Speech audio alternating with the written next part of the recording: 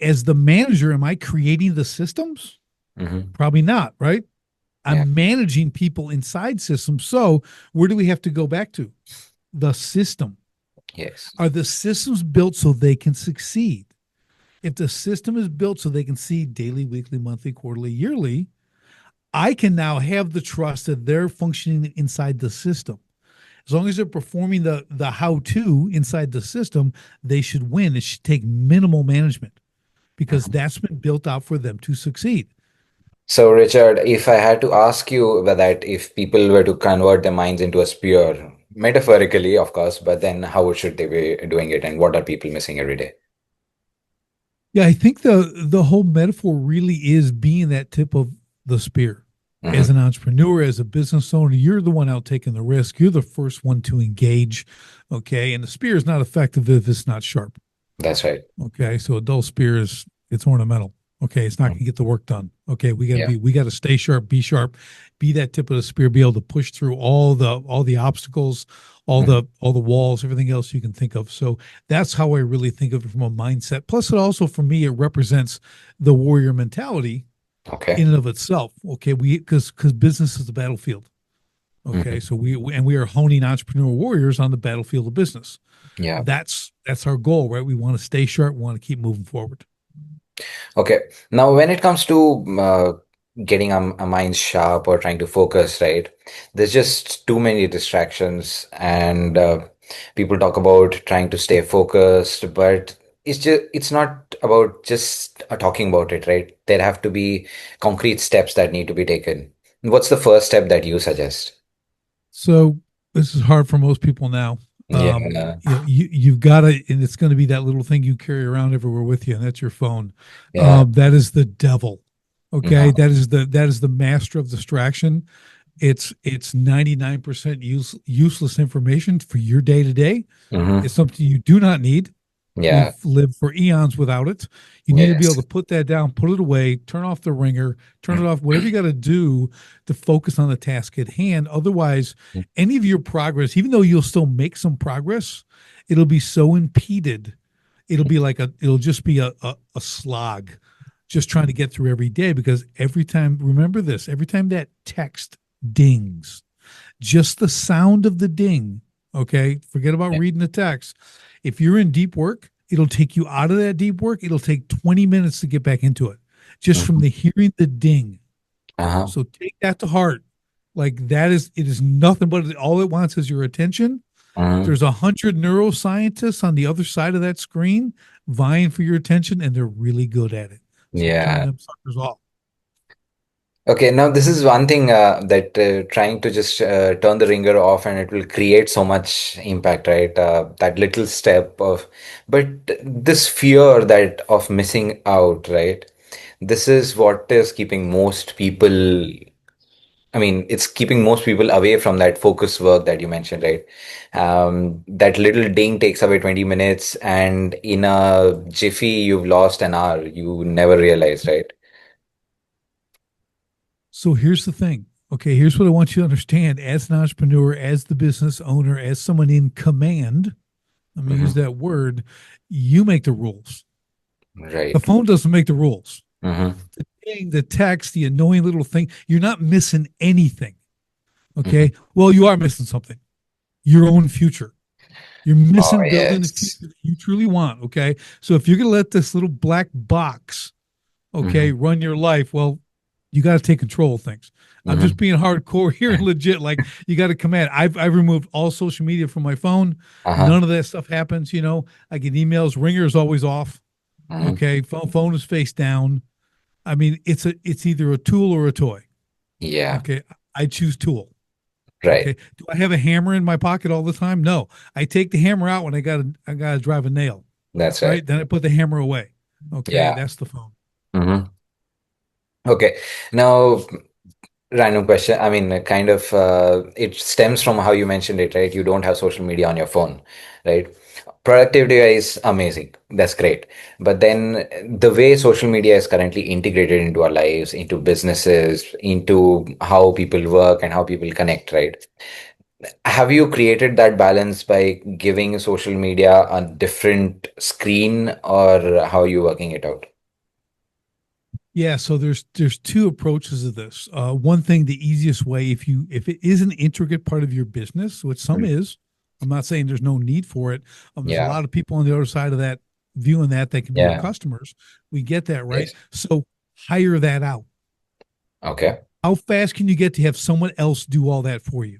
right. It can be you, do you, load it. So you don't, they have a business of doing that. Let them do it. They'll do it better than you will, anyways. That's right. Okay. And you can focus on growing the business.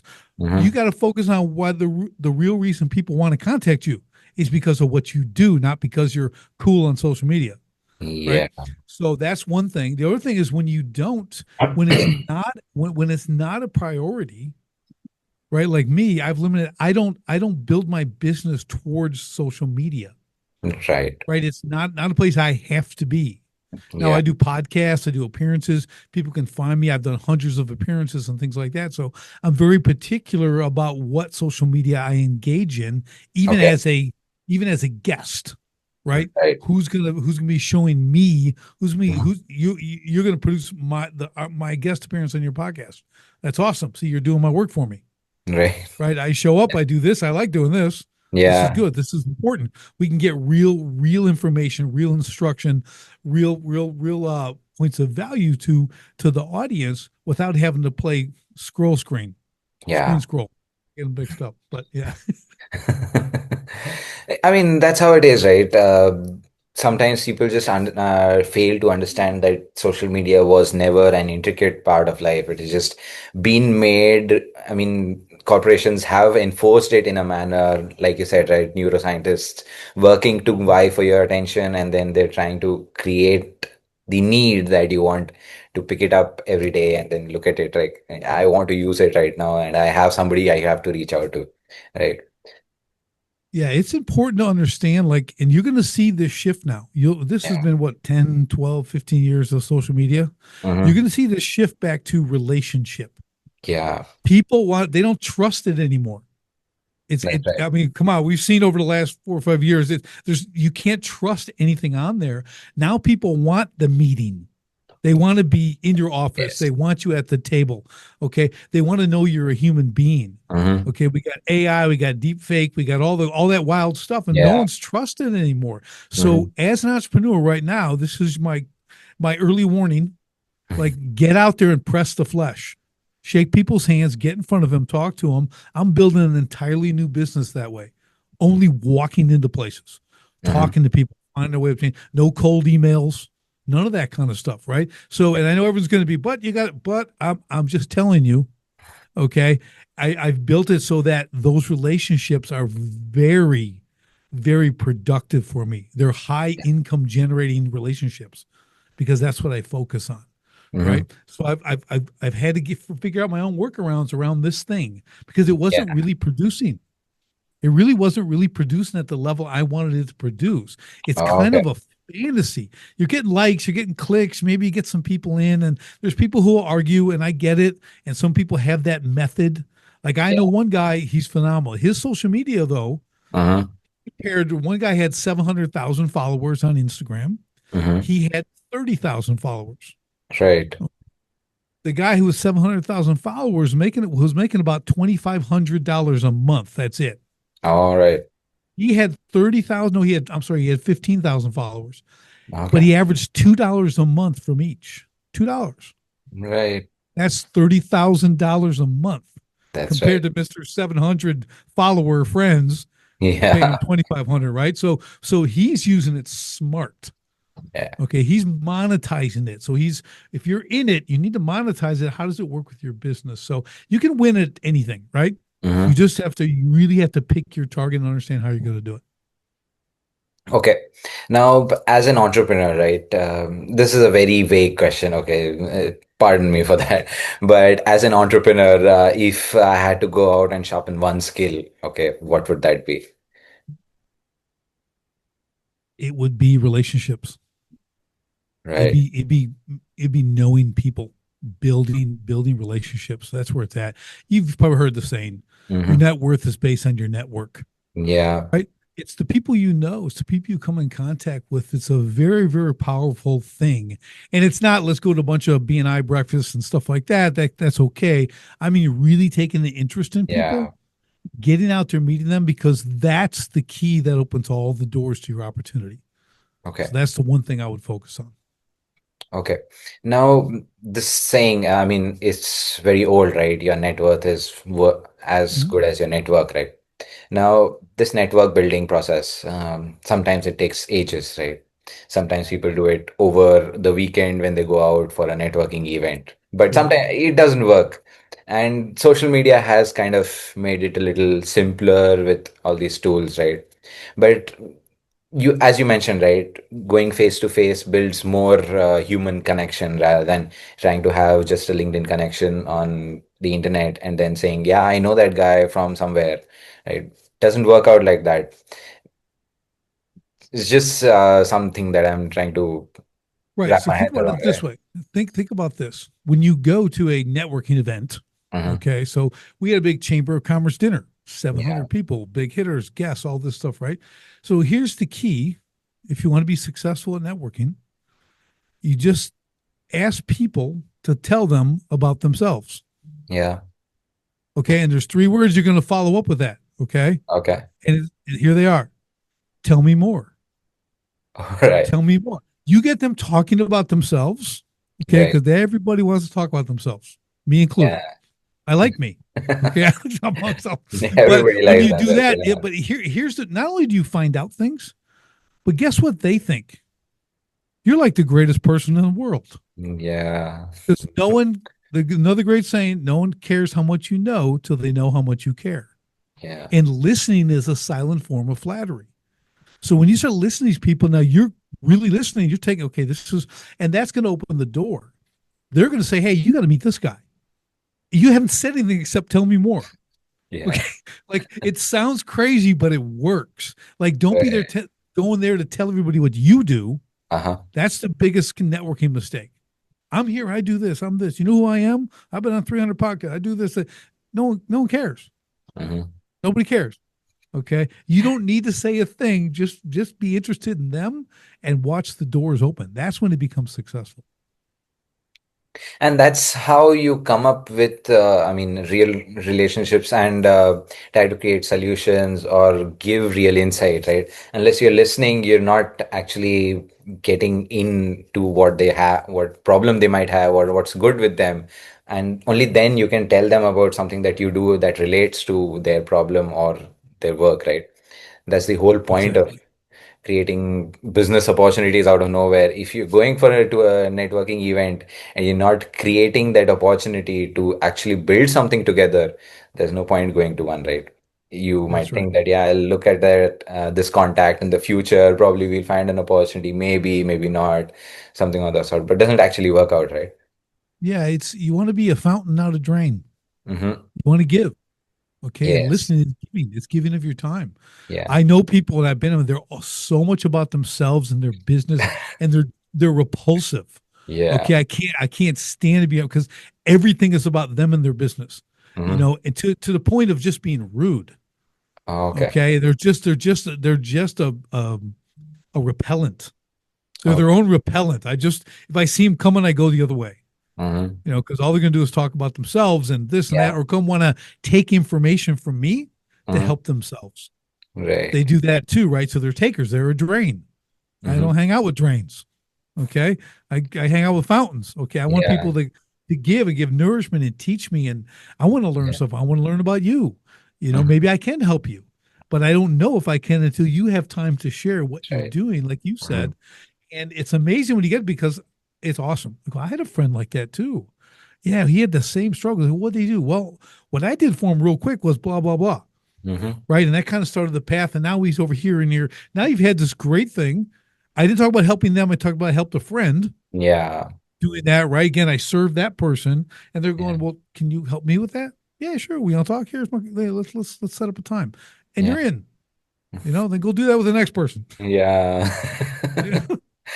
I mean, yeah, that's how it is, right? You tell them about something that you've done for somebody else, and then they will think, oh, yeah, this is something that we can do together, and probably it will help each of us go grow together, right? And That's that's right. how the world grows, in essence. So, going from growing, right? Talking about growing as a team, as because we're talking about entrepreneurship, right? So we have teams to take care of, right? So if and teams have to work in systems because if you have a business, you have to have systems, unless Mhm. because then processes will depend on the people, and this might not be the best way to go forward. So for that, if we have systems in place, but we want to sharpen them again, what's one thing that people are getting wrong every time? I think what they're doing when someone wants to create a system, let's talk about delegation because this is Yeah. where they get it wrong, right? So delegation and systems go hand in hand. Hmm. So I'm the owner. I want to delegate a certain amount of tasks to someone, whoever Hmm. that is. So then people just tell them, I need you to do this and this, go do it. That's Hmm. going to be your job now. And they go, okay. And then they kind of walk away with a blank stare because you're like, go do that. How? Yeah. Right. So Yeah. here's the key. You have to build the guardrails. You have to build, here's what we're doing. This is how we're doing it. This is the expectations we have each day. This is how you win every day. This is what success looks like each day, each week, each month, each quarter, each year. Okay. Right. And once you define all that, now you can delegate and drop someone into that system and they know Yeah. how to win. Because here's the key: who wants to come to work and lose every day? Yeah. Anyone raising their hand? No one's raising their hand. Who wants to come to work and win every day and be a winner? Okay. If you can come to work and be a winner, you're going to be really happy at your job. You might even show up early because you get to win Yeah. more. Right. So it's Yeah. like it's just a mindset shift. It's too much abdicating, just telling people to do things without building a system for them to operate in. Hmm. Okay. So it's really, really important to understand that degree of process and systems and because there's a million systems out there and they're $10 million, but they're dumb. They're systems. Yeah. Okay, you have to have people who can operate inside them, right? So there's kind of a Yes. twofold challenge there, but Hmm. if you do it right, it's really really successful. Now, since we're talking about winning and losing, right, in the system, we have KPIs and metrics to track winning and losing, right?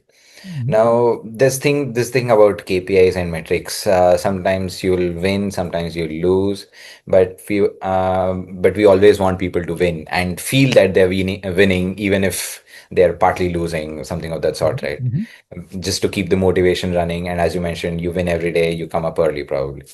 So this balance that we need to create, okay, is there a set pattern? Obviously it depends a lot on the type of work that is being done, but as a Mhm. leader, if setting KPIs is one big hassle, right? How do you look at it?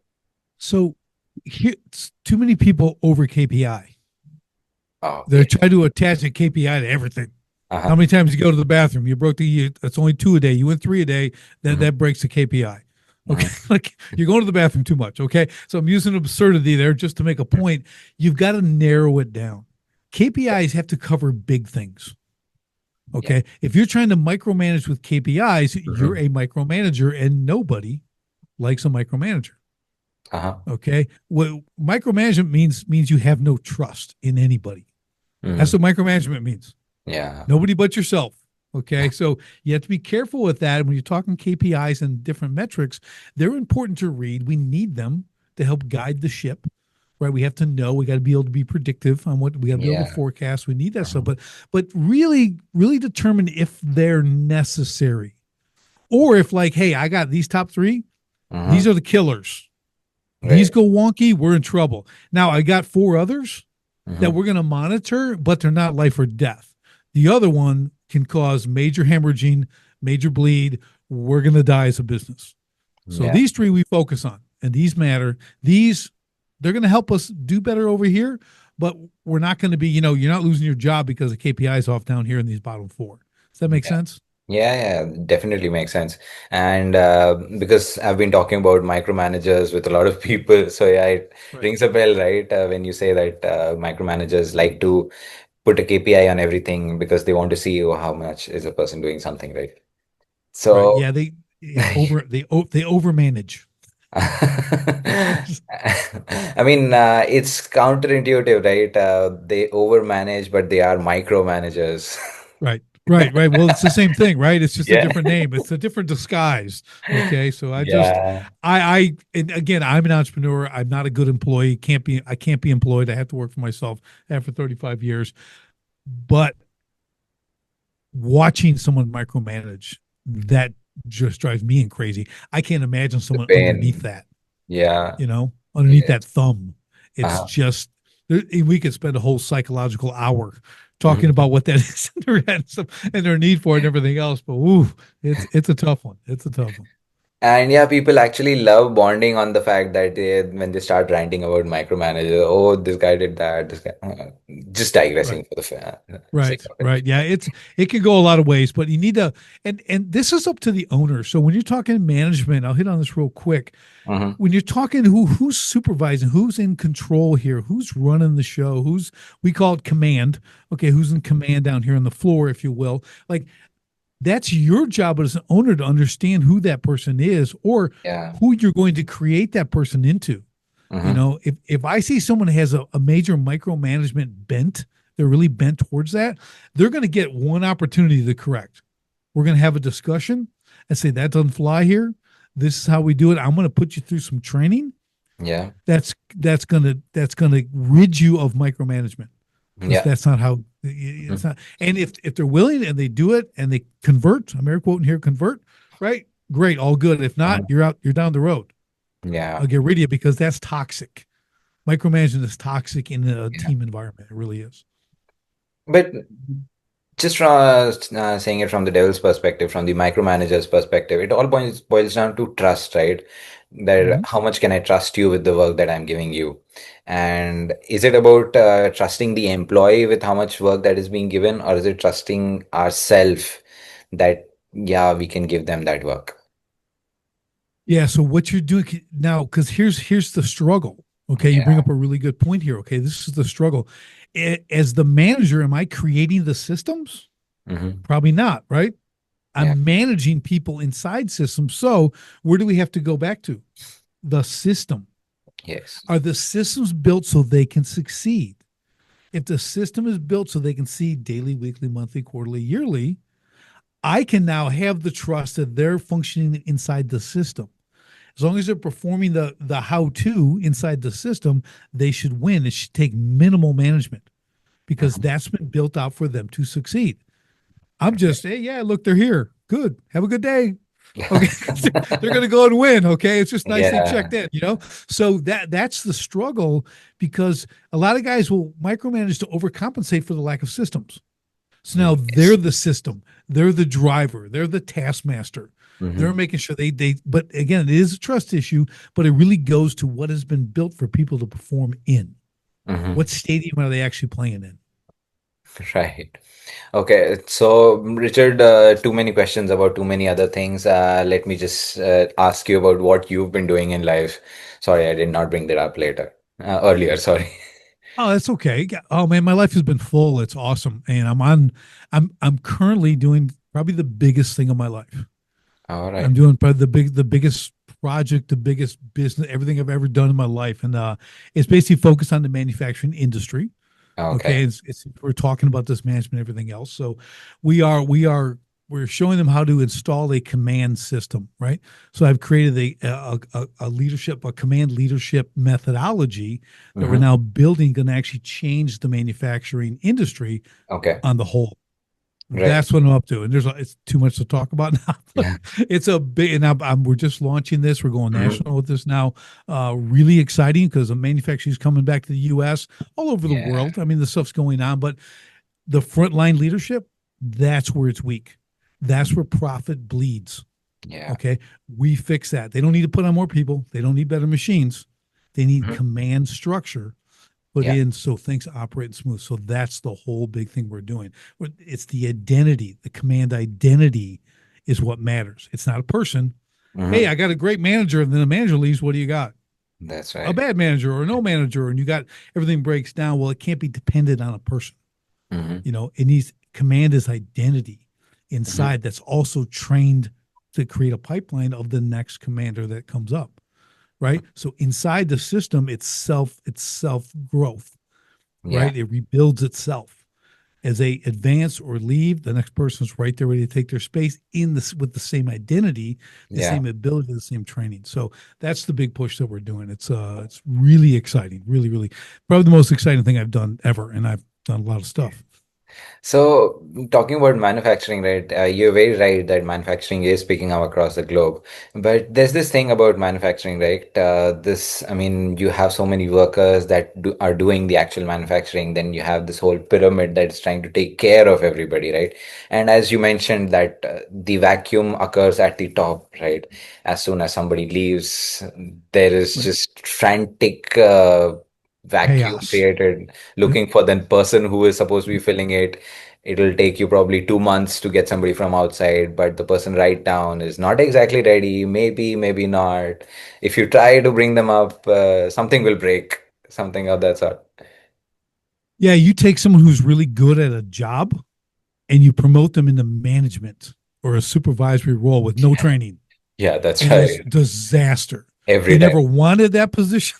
Okay, they're not trained for that position, and it's just chaos, chaos, chaos. It's Yeah. firefighting all the time.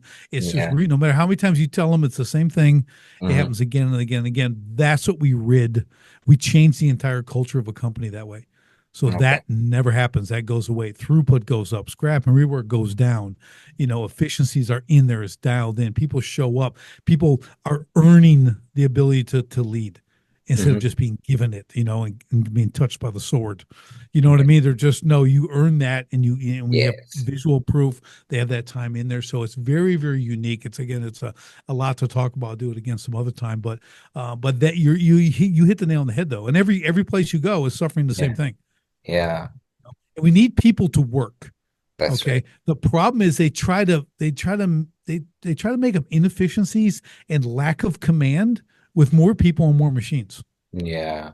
Okay. You can automate. I'm all for automation, but Hmm. you're still going to have people, and you don't need to get more people. You don't need to get more machines. You need to install command so Okay. that this is run. It's a method of communication and everything else. There's a whole methodology behind this that I've created. It's the world's first of its kind, Hmm. right? You start putting this in, you will in 90 days you'll see what happens, and it continues because guys go to a leadership seminar, right? Oh, and they're all keyed up, and they come on Monday to do it. By Thursday, it's gone. Yeah. Okay, or 90 days later, what happened to the seminar we just spent $35,000 sending people to? So Yeah. it's like that stuff doesn't last, right? Yeah. Because it's not who they are. Yeah. So we create the identity. It's who they become, right? Hmm. So they cross over a threshold who now this is who they are and how they operate. Hmm. It's kind of like, you ever hear that motivational, you can't motivate the unmotivated, Uh-huh. right? Uh-huh. You have no chance. It's a fruitless endeavor. Okay. Okay. Oh, the only people who go to motivational seminars are motivated people. They're not Right. unmotivated, but Yeah. only get motivated, right? I mean, you might get a couple stragglers who come in and go, yeah, whatever. Okay. Yeah, that's cool. And then, again, it lasts like one day, right? So we understand it, but we have to understand, we have to change the identity of Mhm. these people who are going to assume these command roles and be commanders on the floor, on the front line, because this is where it all happens, right? So a lot of stuff upstream, we get that, but that where you're manufacturing, you're making stuff's coming and going, it's production. Oh, there's profit leakage like crazy. And I'm able to show people exactly what that is. And Yeah. they see it's in the tens of millions of dollars per plant. It's amazing. Yeah. So, yeah, I mean, it's not just manufacturing, right? It also applies to every other industry where there's somebody who's good at the job, but the moment you try to put them into a leader position, everything breaks down. Their own work breaks down, the team's Right. work breaks down. Right. And yeah, that's a prime example, right? Where people are not made to be managers. They need to be trained to become a manager. And nobody's Yeah. just born to become a leader or become a That's for manager. sure. That's for sure. And you know what you've done? You've taken that great worker and you throw him into that untrained supervisor position. You just wrecked his life. Yeah. He's miserable. Okay, he's making a little more money. He's got all these people yelling at him. He can't control him. Everything's chaos. He's got to negotiate everything he wants to get done. Yeah. He's got to negotiate with the employees. The lunatics are running the asylum, Mhm. right? It's just like so. You don't do that to some poor guy. Like he's really Yeah. happy working. Like let him be a great worker. Some people love to just go and put in their time and work and be great at it and go home. They got Yeah. a other life outside there. So you have to have the wisdom and the discernment to go, okay, that guy he's really great at that. I'm not breaking that system. I don't have a good worker and I got a bad supervisor. Okay, I got to lose twice. Wow, that's amazing. So yeah, talking about so many things. Thank you so much for joining me in on this episode of Your Lab Central. It's been amazing talking about manufacturing, entrepreneurs, sharpening our spears as a mind. Sorry, sharpening our minds as a spear. I just mixed that up. But yeah, thank you so much for joining. Where can people get in touch with you before I close? Go to grit2lead.com. Grit2lead.com. It's the website. You'll get all the great stuff there and you can reach out to me from there. Thank you so much, Richard. Thanks once again to the audience who's been watching and listening intently. Leave a like if you like what we talked about. The comment section is open for questions, perspectives, and anything else, any other query, or anything you want to add to the conversation. And yeah, don't forget to subscribe if you've not subscribed yet. Thank you so much, Richard, and thanks to the audience.